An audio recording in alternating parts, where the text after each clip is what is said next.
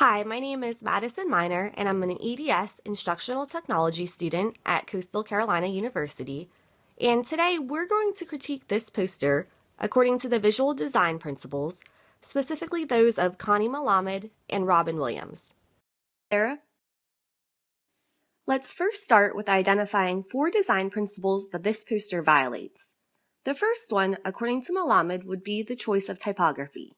According to her, typography is the art of designing with words and letters.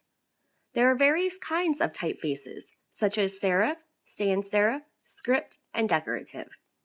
And it's okay to combine 2 typefaces, as long as they are both legible, readable, and complement one another, by either being distinctly different or by harmoniously having similarities.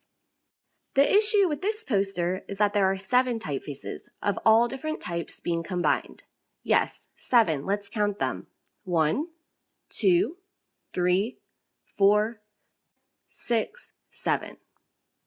Additionally, the various typefaces are placed on backgrounds that make them difficult to read, and trying to process them causes cognitive overload, according to Richard Mayer. The second critique, also according to Malamed, would be that this poster lacks visual hierarchy.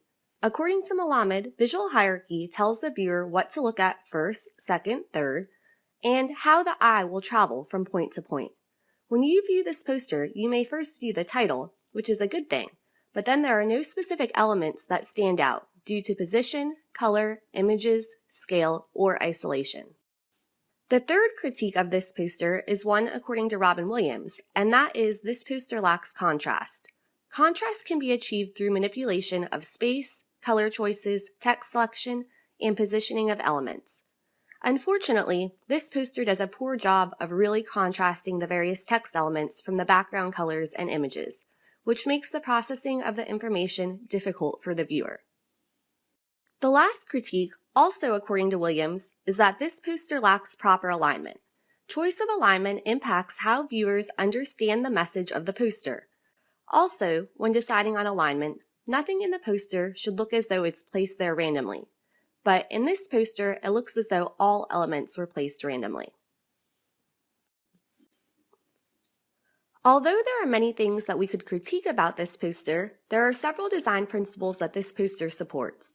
First, the text elements that are in the list are supported by Malamed's theory of grouping for meaning and Williams' theory of repetition.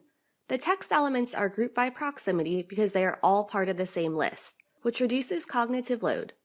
Additionally, the principle of repetition is applied by reusing the same typeface over and over again, so the viewer can tell that all topics in this typeface are part of one of the lists. The second principle that this poster supports is selecting appropriate graphics, according to Malamed. The recycling sign is clean, simple, and fits in with the color scheme of the poster. Additionally, the checkmark and X makes sense, as those are things that viewers are supposed to bring to recycle and things that they are not supposed to bring. So the choice of graphics makes sense, but the graphics are not used in an aesthetically pleasing way to really make a positive impact. If I had to make changes to this design, I would do 3 main things. First, I would take out some of the text elements. I would decide what really needs to be included to reduce the cognitive load the viewer is faced with when viewing this poster. Next, I would align elements to the left and place them according to the rule of thirds. I would include white space between the elements so that the specific elements are grouped accordingly. Lastly, I would reduce the color scheme to possibly 2 complementary colors and maybe an accent color. Right now you see orange, white, green, yellow, and black. I would choose colors in which the text elements really pop against the background and the message conveyed is complementary and harmonious. Overall, there are several things we could critique about this poster, but there are some design principles that this poster supports. By making the changes I recently said, the poster could be cleaned up nicely and the message could be conveyed to the viewers.